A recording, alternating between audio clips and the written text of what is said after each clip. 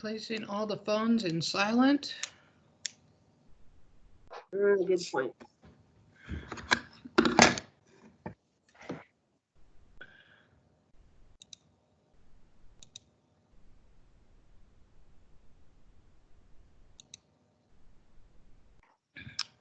Okay. Good morning, everyone. Welcome to the Fire Archaeology Cohort. This is our second one of restarting the cohort. We had a little gap between about a year, I think, since we were doing these. And our second attempt at doing it via Teams. Just so everybody knows, this is being recorded, so we can put it on the Cloud Vault for later. And we're honored to have Neil Weintraub going to talk to us about the old Kiabab and fire archaeology and how it started there. Margaret, do you want to introduce him some more or add anything else? Well, I don't know. Neil, I think most everybody, let's put it this way, and around Flagstaff, it's 9 degrees of Neil. Everybody in Flagstaff knows Neil or knows somebody who knows Neil. So he's pretty well, he's been on the Kiabab for, I don't know, how long, Neil? 30? They're at 30 plus now, so 30 plus, and Neil's been he has been an innovator and out front in terms of fire archaeology. The Kiabab got into a managed fire very early on. So we've had the ability here on the Kiabab to actually really work with the SHPO and develop some techniques, and Neil's been at the forefront of all that. So he's really has a lot of experience and that he can impart onto those who are into this field or are experienced. But anyway, Neil, I'll let you get going. And Neil, before you start, I'm going to say one thing. So not only recording, we're going to ask that most people hold their questions until the end. You can keep your mics off and your camera off. They'll probably allow everybody more bandwidth. You can ask questions in the comment box. I will be monitoring them, and if there's anything that's immediate, I'll bug Neil about it. Otherwise, we'll take questions and answers at the end. Okay? All right, now it's your turn, Neil. All right. Hey, thanks, Lynn. And like I said yesterday, as we were going through this, Lynn, please jump in anytime you want to have a discussion about anything that you might see up there. So yeah, as Margaret said, my name's Neil Weintraub, and from the very first day that I walked onto the Kiabab, I was told I was going to be an integral part of working with fire. And days 2 through days 4 were taking fire school, SS-130, S-190, and from there on in, it was a few years before I ever went on my first fire, because my mentor, Larry Lesko, he wanted to make sure I was ready for things. And so he slowly eased me into that. And then we had a huge fire on the North Kiabab, the Bridger fire. And Larry, things were hot and busting. There were dozers everywhere. Larry, we had the dozers covered, so he didn't want me coming up until things had calmed down. And then we ended up walking dozer lines and really learning that we can make a big difference, even if you can't get to a dozer line, in the mop-up phase of things, in the rehab phase. And so that was sort of my first big experience. And then from then on, as Margaret quickly will talk a little bit more into the program about managed fire and how the Kiabab ended up programmatically working with that. And it was a challenge, but I think it was what came out of that was some really amazing relationship building. And so I'm going to focus on a lot of that as I go through this presentation. But this presentation is actually what I do every year for all our fire refreshers. This one is kind of more comprehensive than I usually do.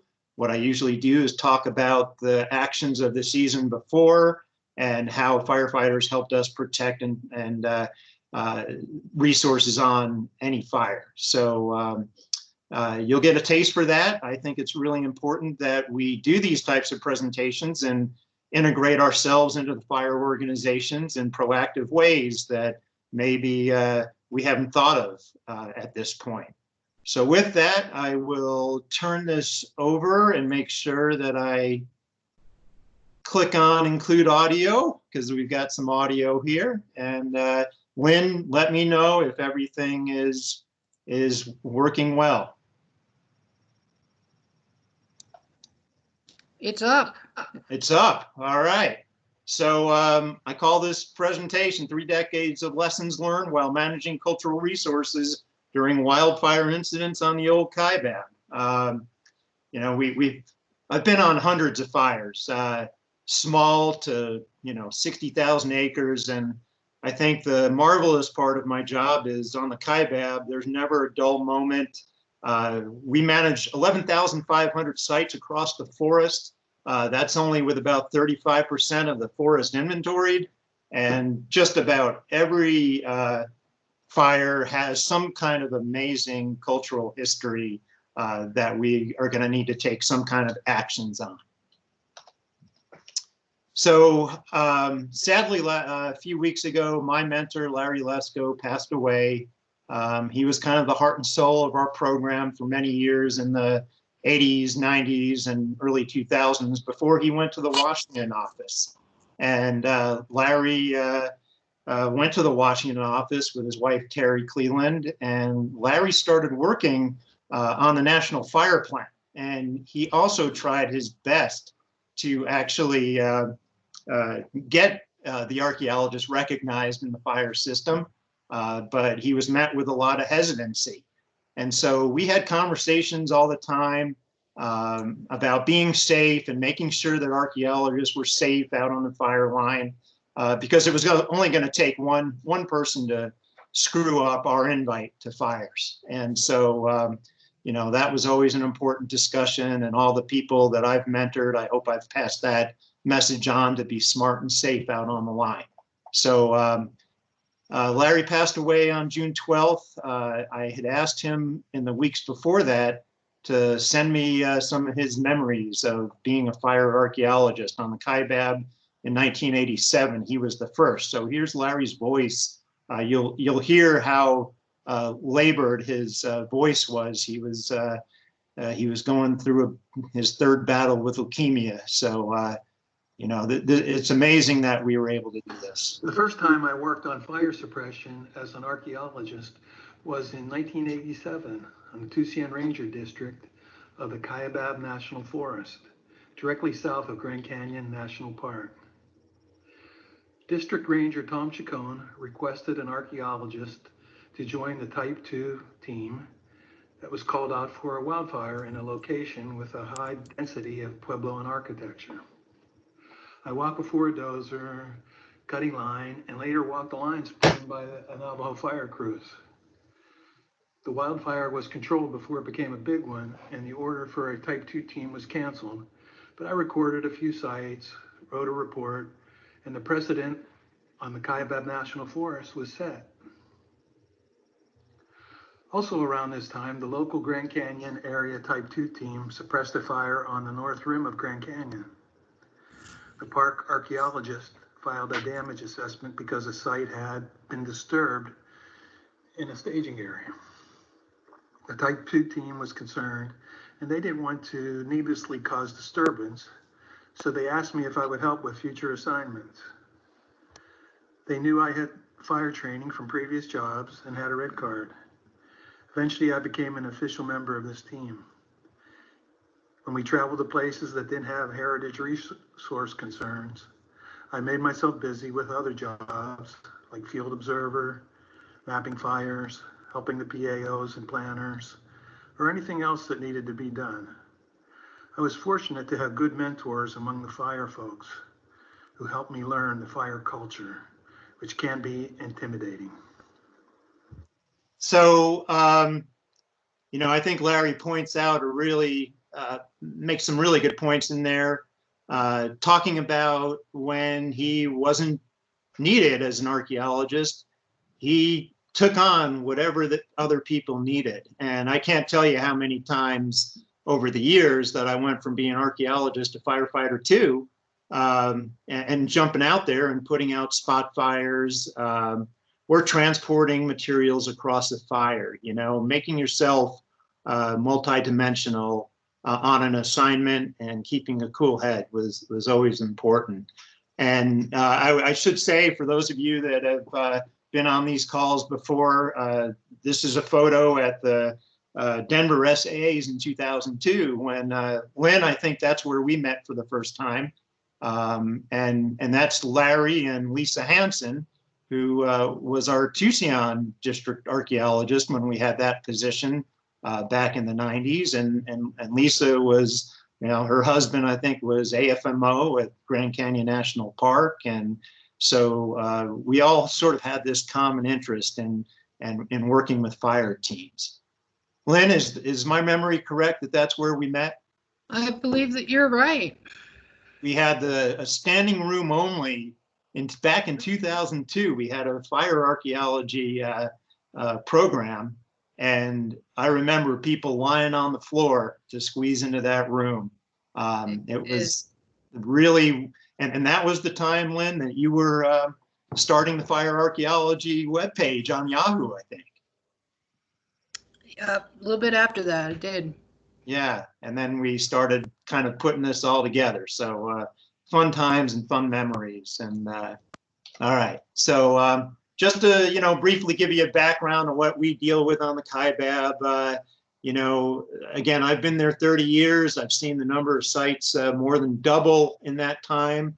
The emphasis on the Kiabab from the very beginning was on 100% surveys. The first forest archaeologist knew that was going to be something that was going to pay off down the road.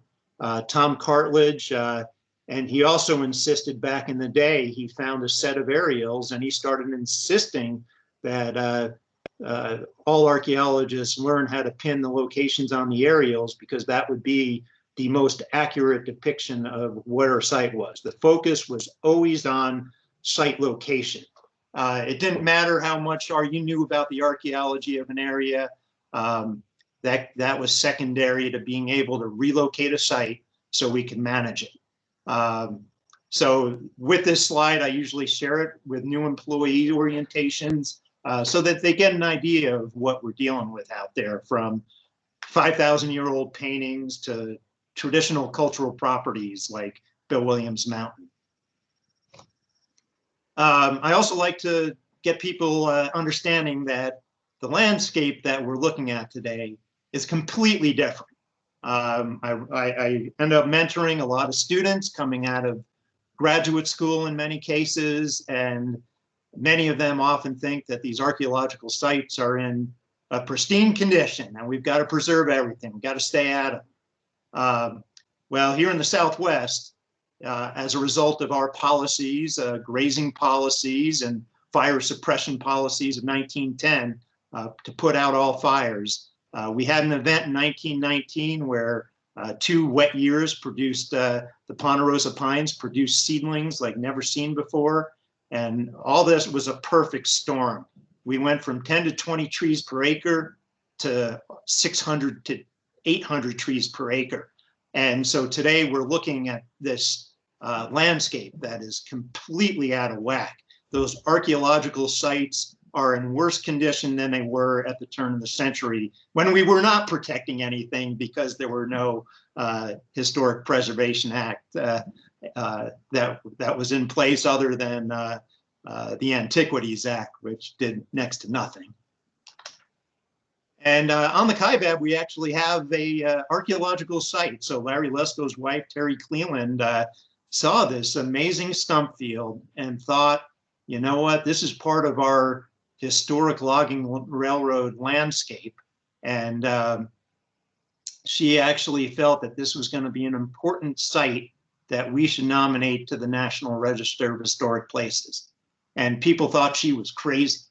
Well, today, this is a place that we bring researchers and foresters, and it is basically a snapshot in time of 1900. We have our historic atlases that show this area was cut in 1900 with a logging railroad that was abandoned shortly after, so we knew that. And we actually, bring this up every year so that our new firefighters know that we don't want to just light this meadow off because we would lose this significant piece of the forest history.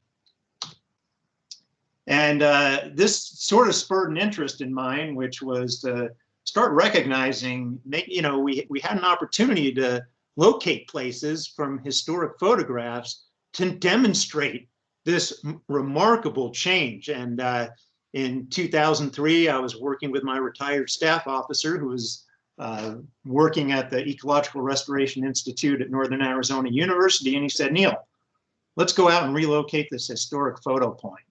And after a bunch of work, I was shocked when we found it. Look at the change in the class of the forest as a result of fire suppression. On the left-hand side, you can actually see the Hochterfer fire that took place in 1996. It sort of tried to bring the original open grass ponderosa pine forest back. But of course, that fire had to be suppressed because there's private homes on the other side of the hill now. And this is just another example. Here's the urban interface where Margaret's sitting somewhere in the middle of that right now. Of course, this is a photo from 1890 where you can see basically on the southwest side of Williams, the open canopy, the big old growth trees. Well, what does it look like today since we started putting out all fires? Watch this fade. We can do that again. I never get bored of looking at this. I always see something new. But you can see the increase in density and the issue of what would happen with a wildfire. Lots of homes in there. And then on one of our amazing mountains, Sickreeves Mountain, you can see that again between 1906 and the change in 2011. We actually found one of the stumps. Mark Heron, our silviculturist, is down there in the lower left, replicating the old forester that's standing for scale. And Sickreeves Mountain has just around the base of it at 7,400 feet. We've got 300 Puebloan sites that are really remarkable. And so, thinking about how those were 1,000 years ago and the condition that they're in today with all these trees growing on top of them, paints a different picture. And on the Kiabab a few years ago, we've been working, Dr. Ellen Sullivan's been doing research in the upper basin for 30 years. And I recognized this beautiful plant on a large Puebloan site that had burned over in the Scott fire, high intensity fire we had in 2016. And that beautiful red plant there, well, that's fetid goosefoot. And whenever we have fire or any kind of disturbance, it comes back. If anybody's ever tried fetid goosefoot or smelled it, it's pretty tasty. It has kind of a minty odor to it. And it was very important for Native Americans. So I think this was a good evidence, especially on the archaeological Pueblo. You can see the rubble in the background that, the seed base is propagated by fire. And the Native Americans were no doubt burning regularly across the landscape to enhance the understory for fruit, nuts, and berries in the upper basin. There's no place that's better for piña nuts. So just a good example of that. These things have burned over either intentionally or naturally through the years. And here we are, all these years, probably, I know I'm still doing it in some cases. We're painting boundaries to avoid these sites. On the Kiabab, we've taken some pretty liberal measures, and with the support of the State Historic Preservation Office and our consulting tribes to make the argument that we should be treating these sites in some cases with mechanical equipment that can do it far faster with less exposure to folks cutting trees. And so we're working with loggers today. We have built a lot of trust with our local loggers. In fact, we have the Nature Conservancy working on one particular spa as part of the Forest Restoration Initiative. But we did find out the hard way with a high intensity fire, the Eagle Rock fire in 2010, that where did the sites burn hottest? The ones that were avoided by the timber sale. And you could actually go to the infrared mapping and see the high intensity red dots. The treatment area is low intensity. So that was a really good lesson for us. But most of you know that the National Historic Preservation Act of 1966 guides what we do when it comes to emergency fires. It's relaxed, but we still have a lot of requirements to deal with the National Historic Preservation Act. And for forests with land management or fire management plans that intend to use unplanned ignitions to meet resource objectives, they should have an agreement with the State Historic Preservation Office discussing how that's going to be done. How are you going to meet those cultural resource objectives? And Lynn, correct me if I'm wrong, but you guys have that set up in Region 5, correct? Part of our PA addresses it, but we're working on an appendix that will allow us to do even more. Okay, great.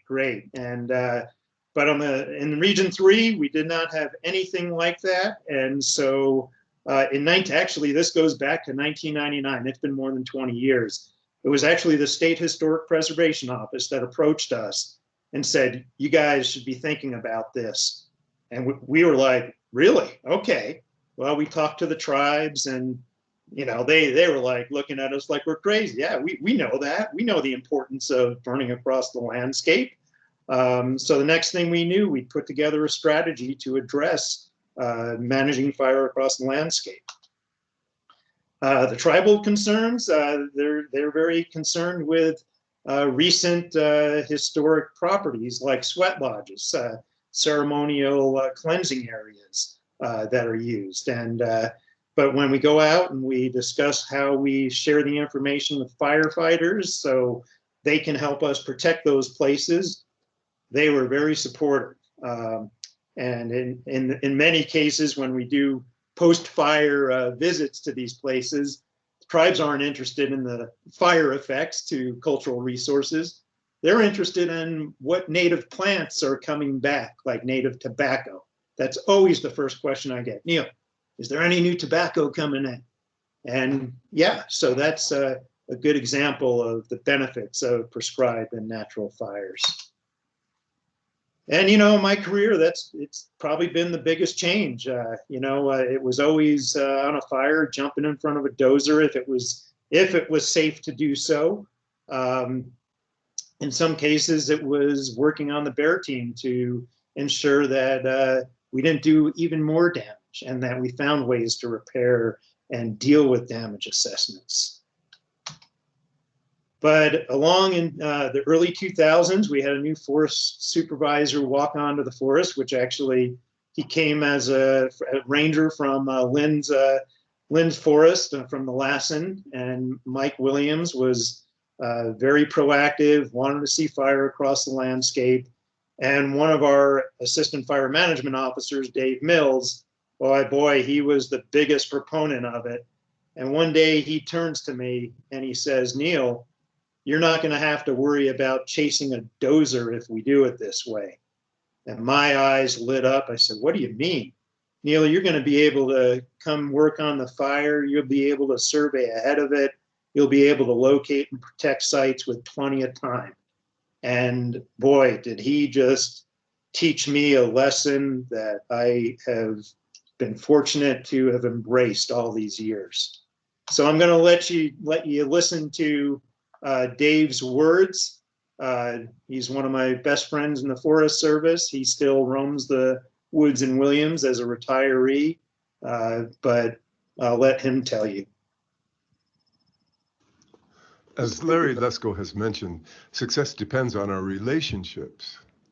I had the pleasure of riding with him most of the way from Williams, Arizona to Thermopolis, Wyoming in 2000, when we were both members of the Northern Arizona Type 2 Incident Management Team.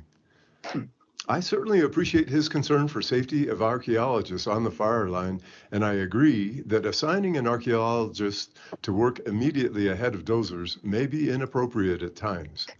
That's a sketchy job for the swamper, a dozer boss, or a line scout as well. I feel that having archaeologists involved with fire management is essential. Fire line duty should be considered as long as an individual meets the requirements for fitness and fire training. That training should certainly include situational awareness and a clear understanding of whom to report to when working the fire line. Let's not shy away from utilizing the skills of those archaeologists who appreciate fire and are qualified to engage it, whether prescribed or managed wildland fire. Hearing the perspectives of other specialists will help create the most complete picture of what needs to happen as fires grow in size, intensity, and hazard. There's plenty to be said for good communications in planning sessions and outside the regular fire season. There's also tremendous value in working together on the line, prepping sites prior to ignitions, weighing the costs and benefits of a certain tactic involving site protection, mapping and scouting ahead of the fire when safe, and simply gaining practical experience in fire management.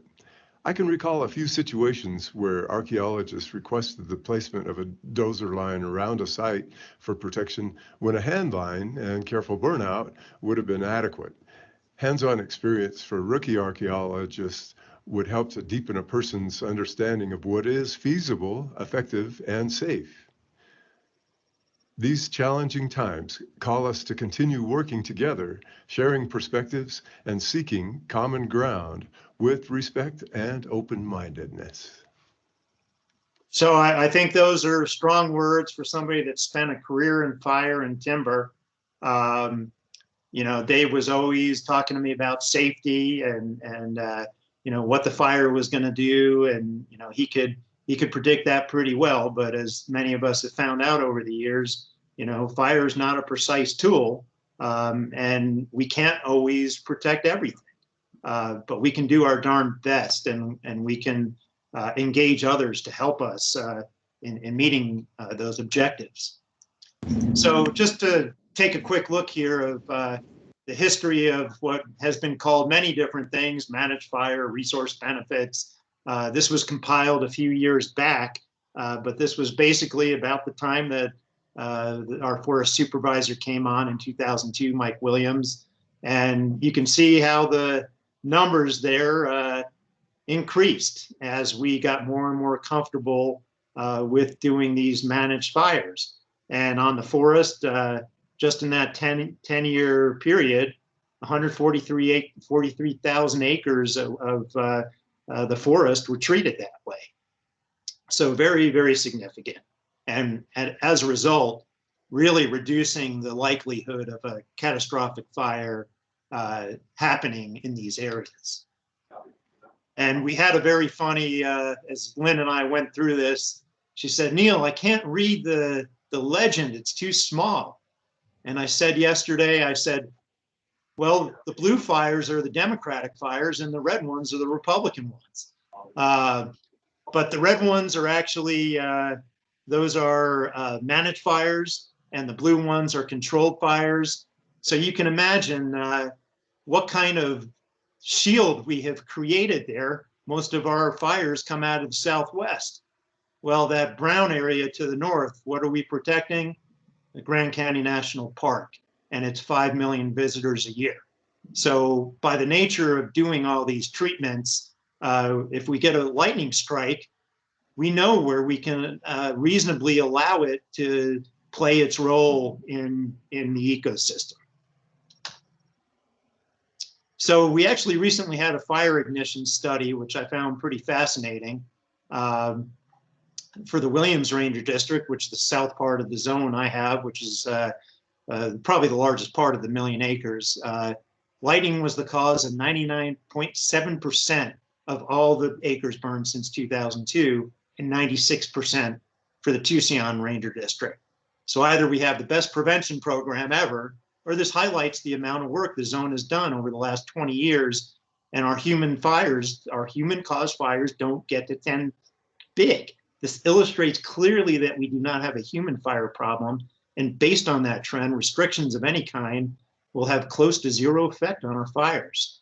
So that comes into play when the public is clamoring for us to close the forest, but yet we feel pretty comfortable that we can still keep it open.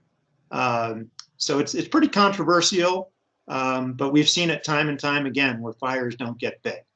Of course, you have to take into consideration the management decisions we have taken during that time that may have further reduced the potential for additional human fires.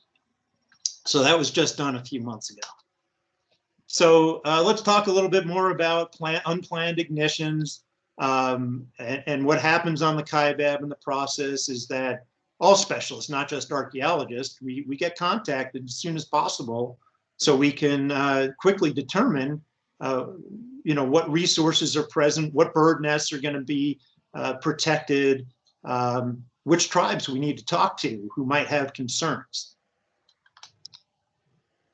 And when it comes to our protocol with the SHPO, our strategy, we talk about managing to meet cultural resource objectives. What's number one? Safety always. And then the second thing we want to do is be able to protect fire sensitive sites. So if we've got cabins, we want to get the fire crews out and do anything we can do to protect those places or reduce fuels around them, blackline.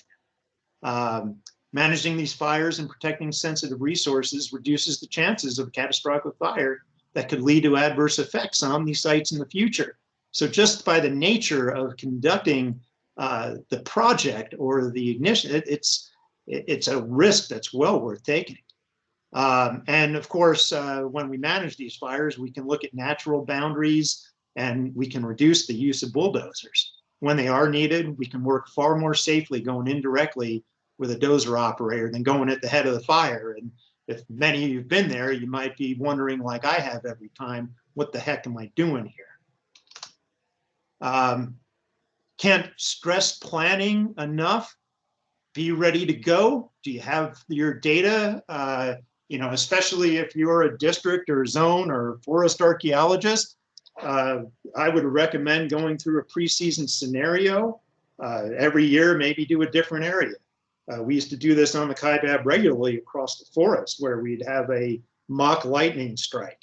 And I would get involved, I'd share the maps and let people know what we had to do. Maybe it was a fire that was up over 9,000 feet and we had little concerns. There's no reason to put an archaeologist at risk on a fire situation.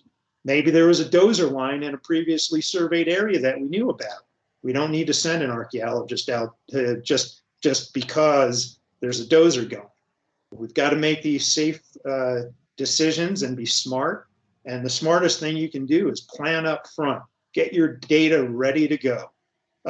Another thing that Lynn and I often talk about in our fire archaeology classes is think about it. If you're a manager, you're a district archaeologist, what sites are you going to cry over losing? Think about it. Make that list and start to do something about it. Find ways to treat those sites to reduce fire ahead of that incident happening.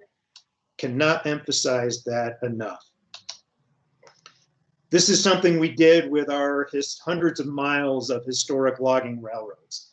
In 2002, we had a fire management officer. He was new, didn't know me, and we started talking. I think I took him out to one of our very cool historic trestles. He suddenly got very interested, and next thing I know, we had funding for a GS5 and a volunteer to go walk 200 miles of historic logging railroad grades that we knew where they were, but we didn't know their exact condition. And so we came up with those sections that we really wanted to protect in case we had a fire or we're conducting a prescribed fire. So, Margaret and I always laugh.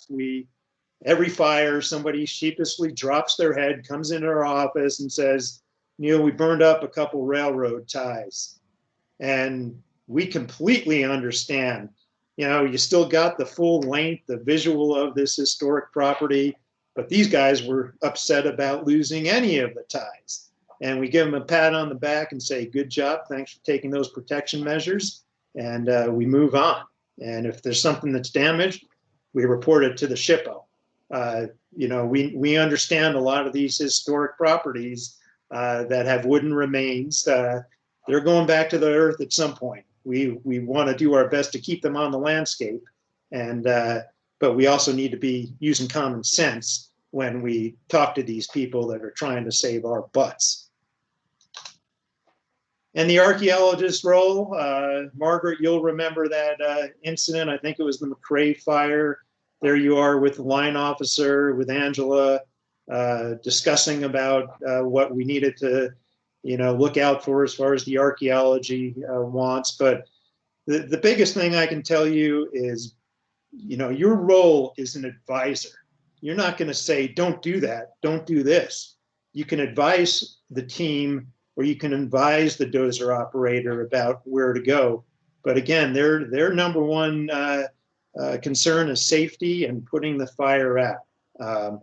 So you are an advisor, and stay engaged at all times with the planning team. That is the single biggest thing. Instead of, I got to race in front of that dozer, I would say take the time to make sure you know where things are, what needs to be done.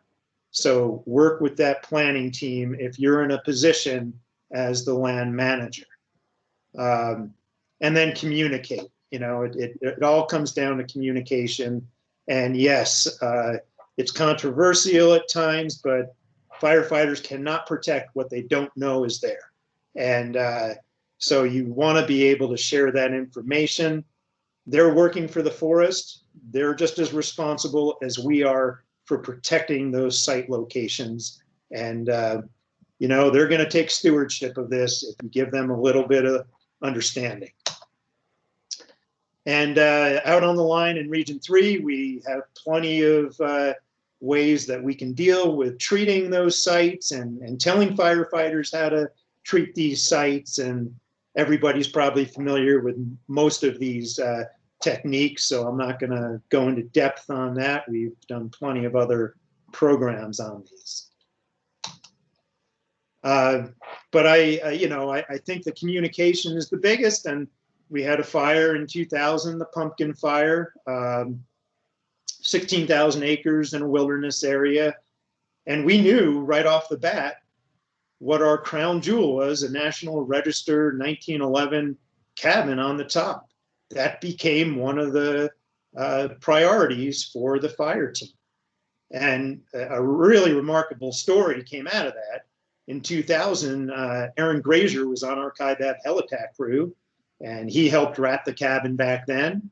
Well, 17 years later, we had the Boundary Fire, and now Aaron was in charge of Crew 4 on the Coconino National Forest.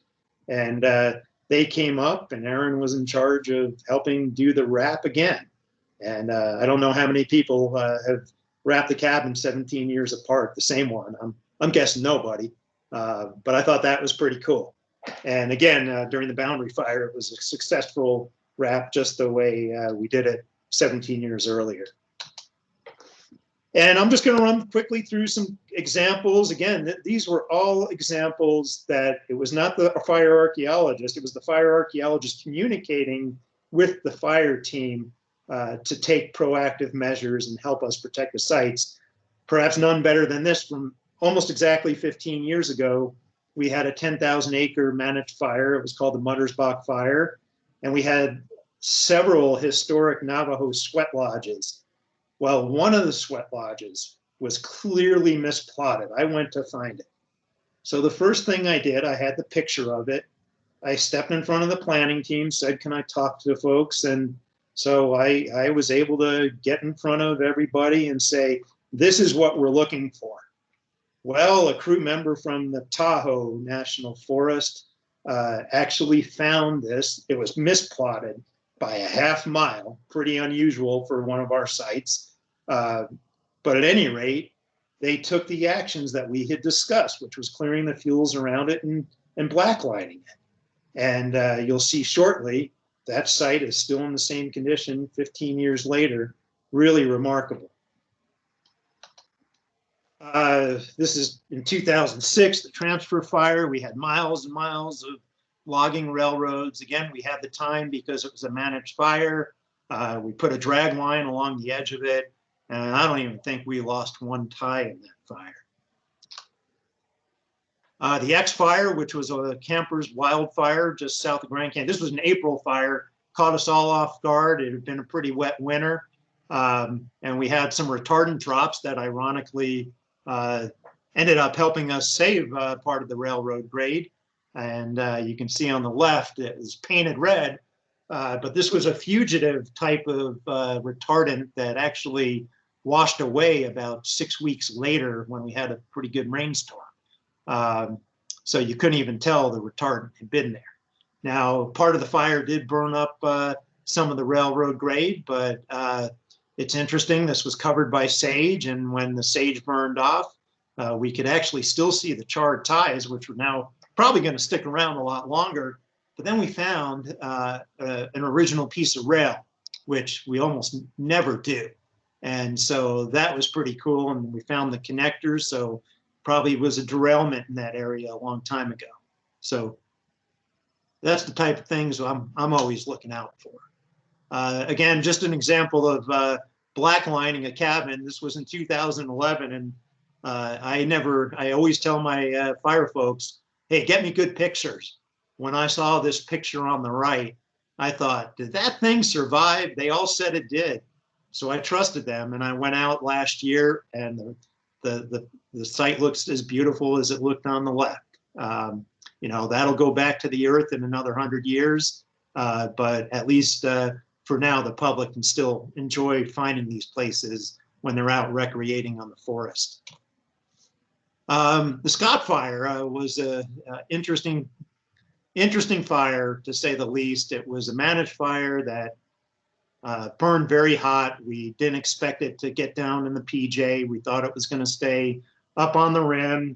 I had called several fire arcs to this fire. Most notably, I was working with our tribal liaison, Mike Linden, and Jason Nez, who's out there in the fire. And we had decisions. We could have put the dozer line on the north side of the hill here to potentially stop the fire. But again, you know, is a dozer line in the PJ going to be effective on a fire that's going to be racing up that hillside?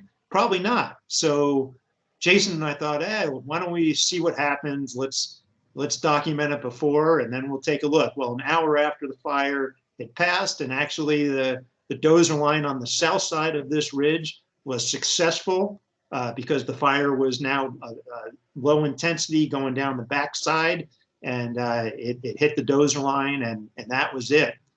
And Jason and I stood in amazement, not because of the high intensity fire effects, but we now had a view of the Grand Canyon, the same view that the people 1,000 years ago had.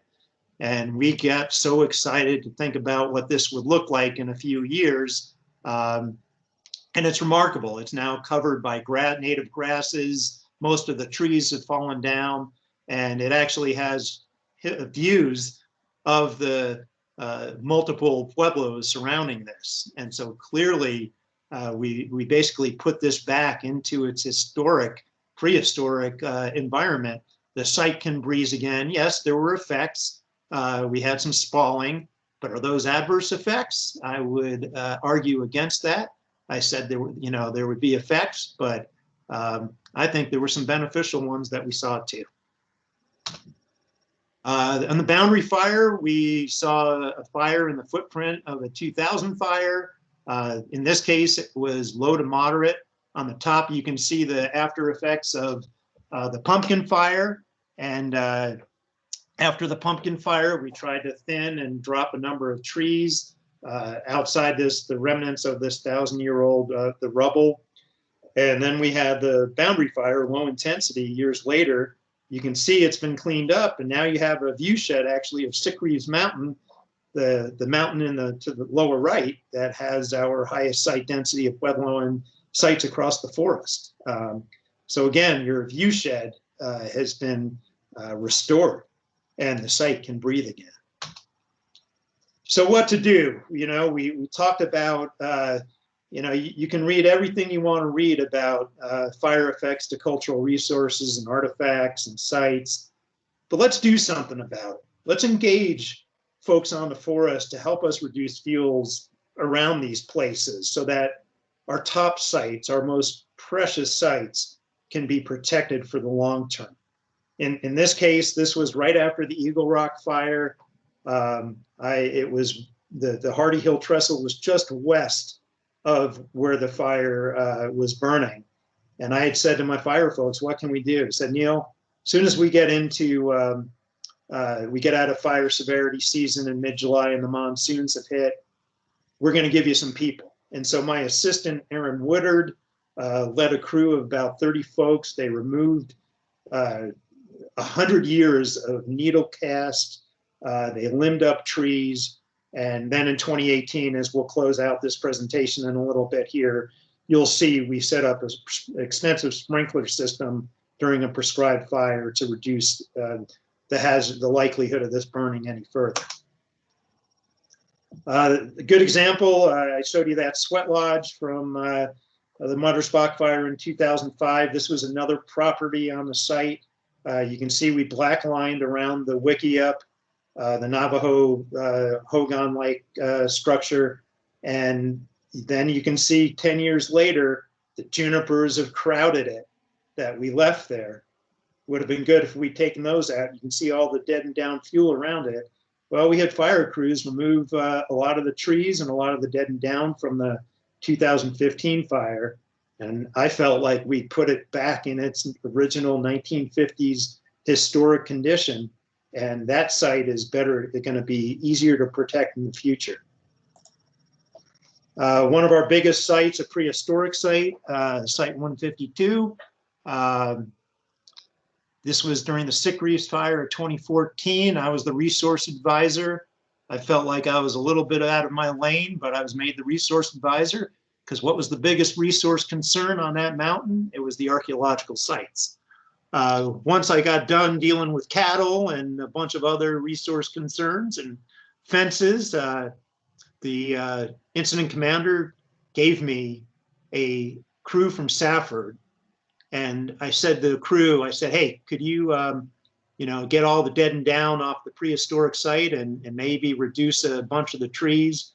4 hours later, this was the restoration. We had basically brought this 1,000-year-old walled plaza site, the earliest walled plaza site in the Southwest, probably back to its historic condition, or at least around 1400 AD. And we don't have to worry about a catastrophic fire and high fire intensity effects on the site.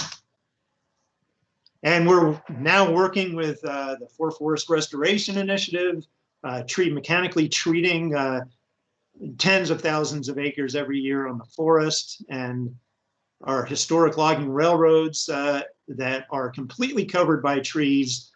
We are now working with the loggers to remove those trees mechanically, and you can see the end result. On the left-hand side of this photo, you can barely see the historic logging railroad. It's eligible for the register. It's a contributing section of this logging railroad grade that goes back to 1894.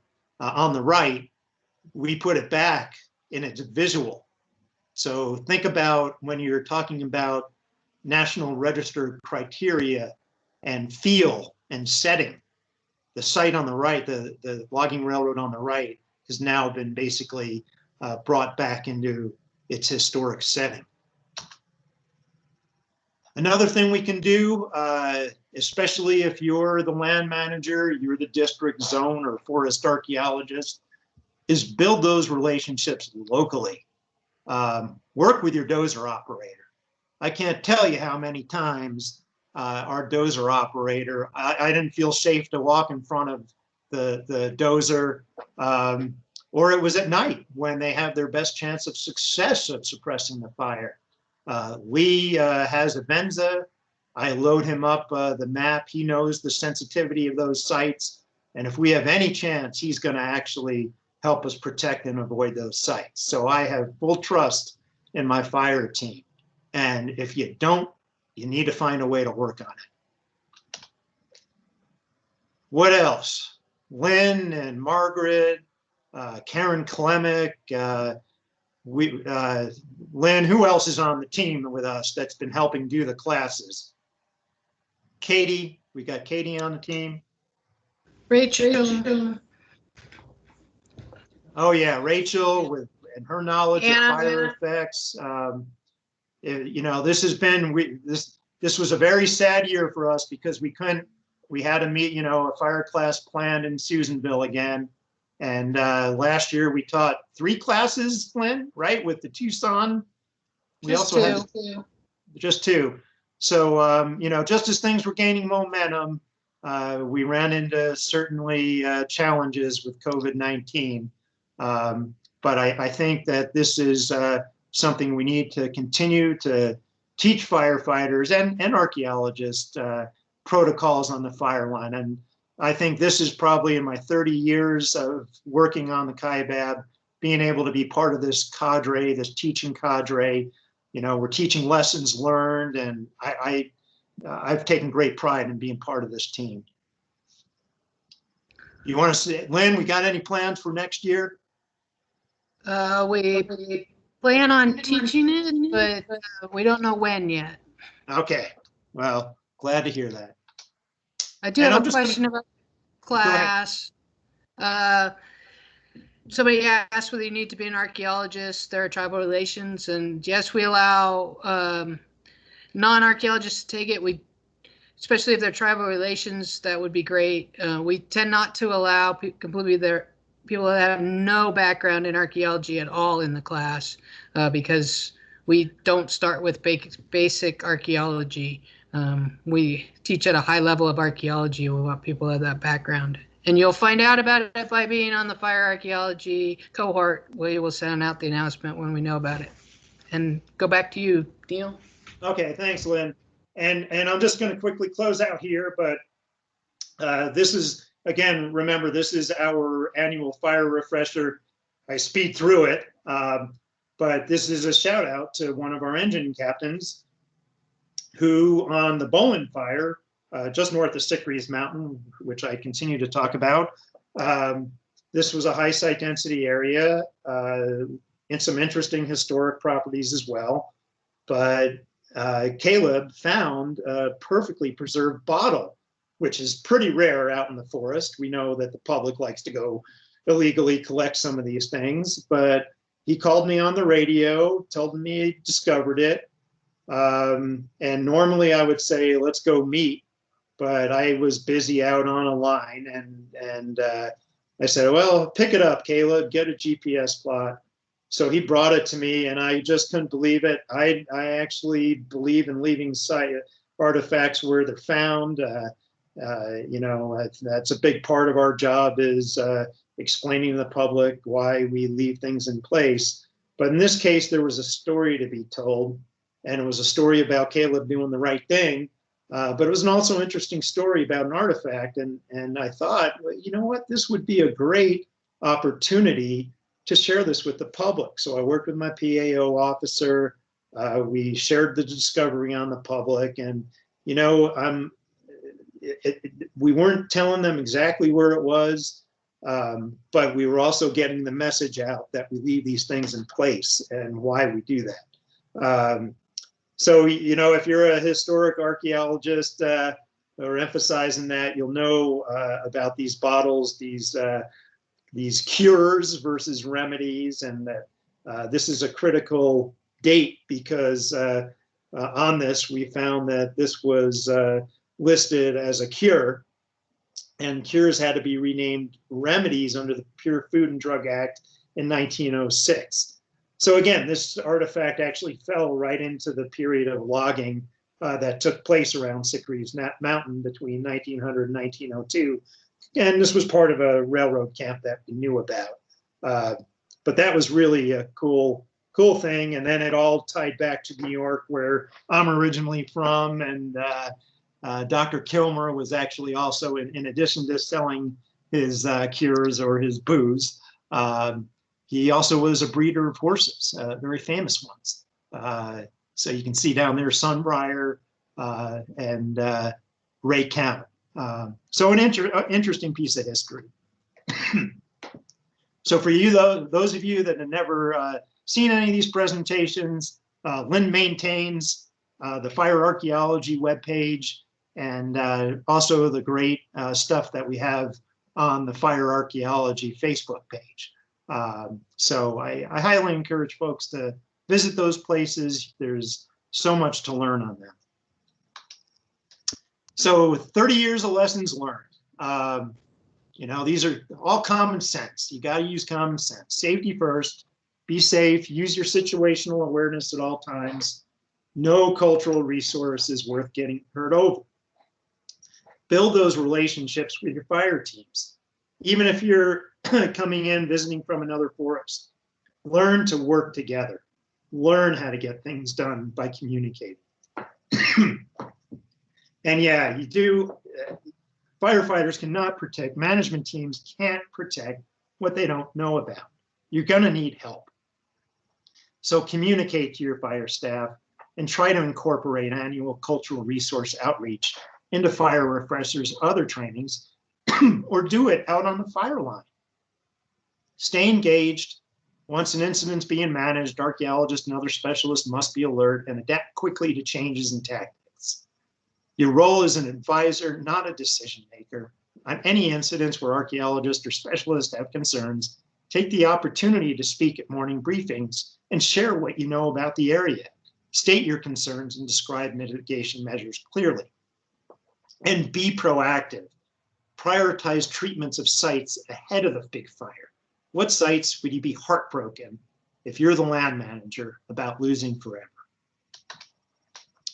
So this presentation, Larry helped me with it. He passed away June 12th. You know, without his leadership and his common sense and his really his calmness in every fire situation, I never would have learned half of what I learned. And he was a best friend, a partner in crime, and the best mentor anybody could ever ask for. And so I think as you go through your career, look to those mentors, get their advice. It'll go a long way. And so with that, Lynn, I thought we'd close with the video. So I'm gonna quit sharing this and go out back, and then I will share Fire and Archaeology and see how that plays out.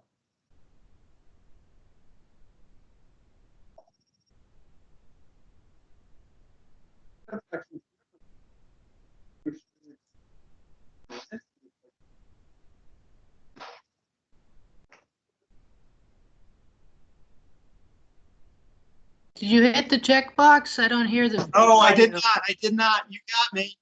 Let me go back. Hold on a second here. So just a warning for everybody, we realize it's 10 o'clock. This video is about 8 minutes. It's a good little video if you have the time to watch it. And I'm sure Neil will stick around for some questions and answers after the video if you want to, if you're able to stay around for a little bit longer. Okay, hold on, Lynn. Where the heck did it? All right. I'm gonna have to reopen. Are you seeing it there? No, you brought up like a photo viewer. Okay. I just see you now. Okay, I'm gonna have to escape out of this and let's see here.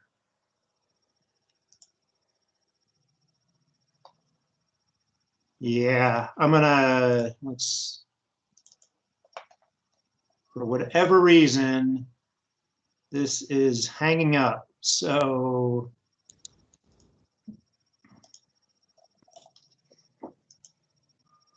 looks like Chrome did something weird. Let me see if I can pull it up.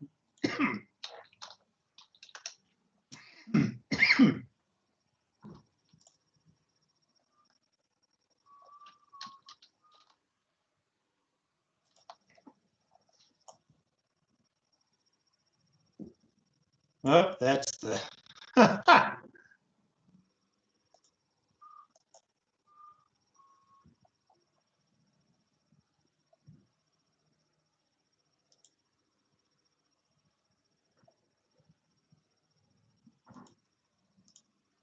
right, we're going to be able to get it working here. Can you see it, Lynn? I can see it. You hit the audio button? I think I did.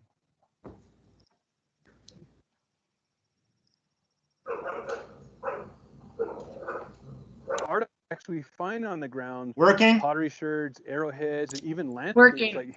and rivers and mountains, they're part of this living landscape, and all of these things are alive. And the way they're alive is that they contribute to who we are. Our identity comes from all of these things. So when we preserve and protect these artifacts, we preserve and protect the people that associate with it, people like me, people whose religion is about these things.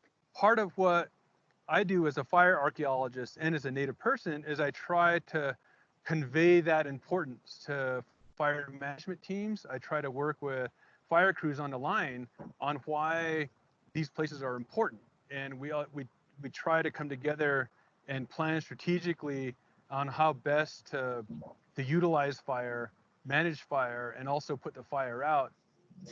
A lot of us natives, we're still in the process of understanding our connection to these ancestral people. So a lot of people will ask me, like, how do I do what I do as a native person?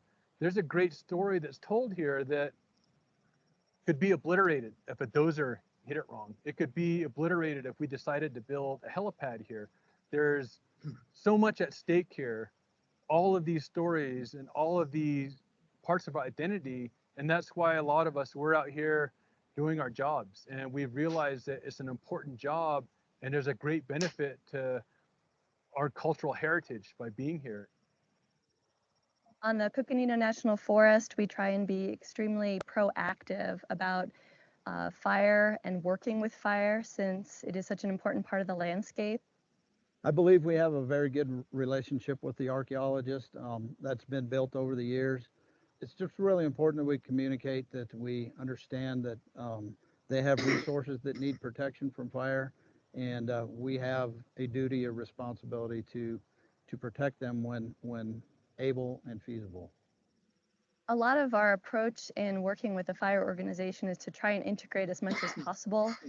There are, 3 or 4 archaeologists in our district who work in fire regularly. We feel like it's important to become red carded, to be able to function in the fire world, to participate in briefings, to go down and really build relationships in the fire organization. You can impart a lot more wisdom face to face with a lot of people than you can by trying to put a few words on paper for someone else to read. It becomes more difficult when an incident management team may come to your district or your forest where you may not know the people you'll be working with. It's still extremely important that you engage, whether you're an archaeologist, a wildlife biologist, a soil scientist, it doesn't matter. If you have a resource that needs protected, you're going to have to go and build that relationship with the team. Where we're standing today is at the site of an old logging camp from the 19-teens, and this site is actually listed on the National Register of Historic Places. We are in the middle of what was the Boundary Fire from 2017. We had worked pretty hard to protect this site. It did burn over. We're standing actually on dozer line that was put in around this site. We knew where all the features were at this site, the old tent platforms and artifact scatters. I gave a talk on the significance of this logging camp at a morning briefing. When the fire personnel call me, I go into GIS and I make maps for them, and then I export the map into Avenza, and they can actually see the locations of our sites, and that actually helps us and them protect the sites, especially when they're doing dozer lines. This is a site that I was able to pinpoint them to and actually flag them for them. And they knew about this location even before I got here. Our catalog is another cool app that's coming into the Forest Service. And that's really neat because we're actually able to share information with Forest Service personnel right away. So if we're walking somewhere, surveying somewhere, and we find a site, we're actually able to put it into the app and they can get the location right away. And even those, precautions weren't enough in this instance, but everybody did what they can and we worked collaboratively. We did what we could from the fire standpoint to keep the fire out of here, and we were not successful. Yet we have still a good relationship, so we can move forward and learn from it, so maybe we can do better the next time. Where I'm standing today is this is a site that burned over in a recent wildland fire we had. When the fire started and was burning through this area, firefighters identified this feature, and within minutes of identification, I'd received a text with photographs and a call from the incident commander asking about this, wondering if it was a resource of concern. It was a site that was not in our system, in our database. We didn't know about it, and now it is in our system and has been evaluated for the National Register. That management action in the field resulted in better land management overall and a contribution to our heritage program. We as line archaeologists, we're actually not decision makers. And firefighters on the line, they're not decision makers either. So it goes up to the line officer, a district ranger, or a forest supervisor to make that determination of what's the important value in that circumstance. On a wildfire, when you get a line archaeologist and a crew boss and they start talking about, you have to protect this archaeological site, I have to put a line here, that's when conflict happens. We can work through that if everybody takes a step back and really ask how can we benefit both, and how can we work with the people above us to get a better understanding of what's important in that location, in that area.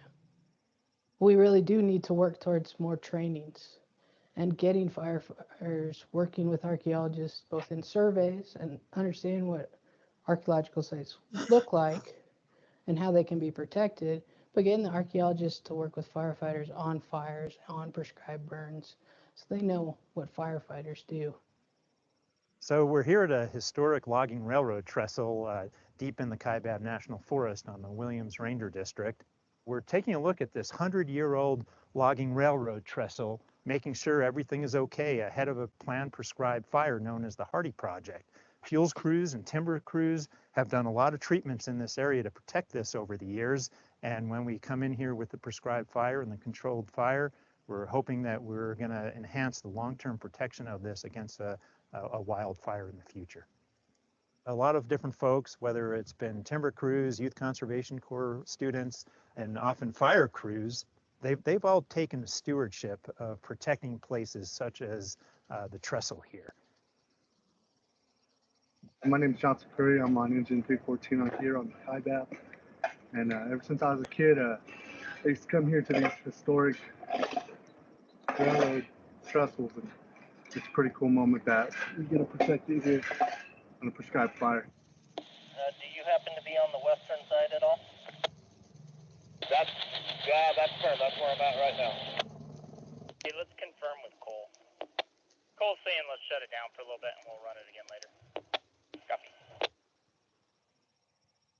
So I would just close in looking at that video, and it was Jeannie Stevens talking about the site and working together to do better the next time. It's a lesson learned, but I turned to Jeannie after this video was made and I said, "Oh, that site's still eligible for the register, it looks like." And yeah, sure, there were some wooden platforms that were burned, but you still have the historic trash dumps intact. And looking at that though, why did it burn? There was a ton of fuel on that site. There were trees. It was untreated, obviously avoided during a timber sale.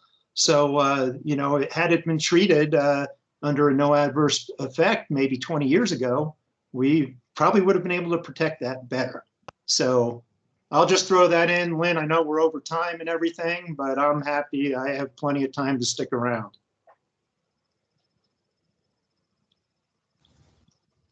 All right. Well, we still got like 48 people here.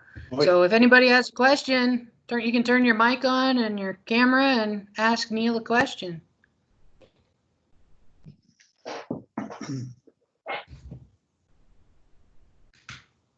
Otherwise, you can email me too. Do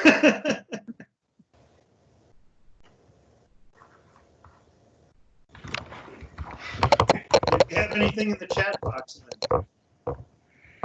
Hey guys, this is Tom. Hey stranger, how you doing, Tom? Doing pretty good. Just really appreciate the presentation. Some of the things you brought up, I'm going to hopefully use. I've got a presentation coming up myself for the Frisco Museum here on the White River in August. We'll see what happens with Corona. But one of the things I did want to emphasize, and I want to emphasize, is to know the teams as they're transferring over well. Sometimes things get lost in new teams coming in. That's probably the biggest watch out situation. Right. And we had this situation in 2018 when the White River, the forest that never burns, had 4 major fires for the first time ever. And in one of our fires, we had a Type 1 team come in from the south. And even though we had a really good read that was assigned to that fire, got some lost communication, and this other team decided to build contingency lines that were basically racetracks and ski slopes. And we got lucky, is all I can say, because they were within a quarter mile of some very important TCP sites. And fortunately, we were able to walk the lines afterwards and nothing significant came up, but it was so close. So it's really important to stay on top of new teams when they're coming in. That is, I'm glad you brought that up, Tom, because when things have gone wrong, that's when they've gone wrong. The team lost track of, the one team is tracking everything and the new team had other priorities. They're getting new information. And so that's a huge, thank you, Tom. I see a great question here do we have somebody? No, go ahead. That's what I was going to point you to. Oh, okay. I see Nicholas Jarman asked, reducing fuels treatments. Have you done mechanical thinning inside sites under a no adverse effect determination? If so, what mitigations? We've done this commonly. And, Margaret, I think in our fry strategy, we allow for no adverse effect treatments within sites with rubber tired feller bunchers. The conditions have to be right. We need a monitor out there. We work with our timber staff very closely when we're doing these treatments. The critical thing is saying a no adverse effect determination. We've done this so many times and it has been successful every time. We had actually set up a mechanical treatment for a historic spring site which had multiple components on it. We have pictures of the spring when it was, the spring box was built in 1939, no trees around it, lots of water. Today, it has fewer trees, not as many as I would have liked to have seen removed. But again, this all goes, we're restoring the site, we're removing trees, we're reducing the likelihood we might have a dozer go through that site because it's now basically protected against a catastrophic wildfire. I'm glad you asked that question, Nicholas. That is first and foremost on our minds. Anytime we can get something treated under a no adverse effect, we feel it's a huge beneficial effect, even though we don't refer to beneficial effects officially. Does that? Neil, can I jump in here real quick? Yeah, please do. One other thing we've been doing, we're the land of large scale fuels treatment. We're forest restoration initiative forests, and we have massive programmatic EISs that we've been doing for these large scale fuels treatments. One of the things, and somehow or other, I end up being the head arc on a lot of this, and for whatever, so one thing we've been doing is we've been writing in site treatment as part of the proposed action for these large scale EISs and EAs for this fuels management. So we actually work with the NEPA team and write that in as part of the treatment proposed action, so that we can actually consult with the SHPO and try it's on doing this restoration activities well in advance. And so we're actually making that a standard part of our NEPA proposed action treating sites. So yeah, so we can set ourselves up for success in the future when we're ready to actually do that work. Yeah, and I'll add into that things that you should think about is that I've used chippers within sites. The thing is to have them chip before they start rolling into the site and putting the spinning blade near the ground, so you have a buffer of chips, and then you have no ground disturbance. Having a feller buncher go through a site when it's got rubber tires or is really lightweight can be less ground disturbing than having a crew cutting trees, because they can grab the tree, and when they cut it, it never hits the ground, and they put it down outside, so it's just the wheels, and if you don't turn and they just go straight through the site from one end to the other, there's really no ground disturbance, and that's less disturbance than a crew of people cutting trees down. And that's a great point, Lynn. We've made videos of heavy equipment. Whenever we are talking to the SHPO, I think the visual is probably one of the best things we can show. And again, it comes back to my feeling after 32 years of doing resource management. I've seen a lot, haven't seen it all, but I've seen more damage from hand crews than I have from heavy equipment under the right conditions.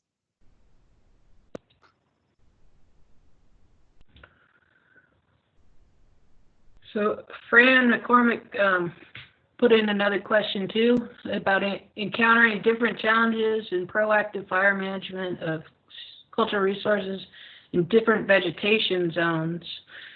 And an example from a desert environment with flashy fuels. And yeah, every fuel environment is different and is going to have different effects to the cultural resource, and each cultural resource is a little different. So I like flashy fuels of grass and things because you have low residence time on sites, which is important. You want to add to that, Neil? Yeah. Hey, Francis. Good to see you on here again. And this goes back to also understanding those different fuel types. I always get nervous when we start getting a pinion juniper fire that's burning hot, because every time we've had some kind of event like that, there's going to be more dozer lines that end up on the interior of the fire because of the nature of how the fire jumps. So you sort of have to play that into your thinking when you're in an incident like that. But definitely, for us, the PJ is high site density zone. We have a little bit more breathing room when we're in the Ponderosa Pine. And so we have to take that into consideration and what the tactics are. My preference is always anytime we get to go indirect in a PJ fire, that's my favorite time.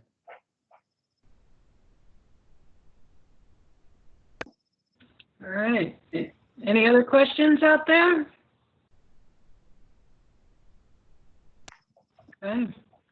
I think that's it. Thank you very much, Neil. Really appreciate it. We will put the recording and the PowerPoint on the Cloud Vault and send a link out to people.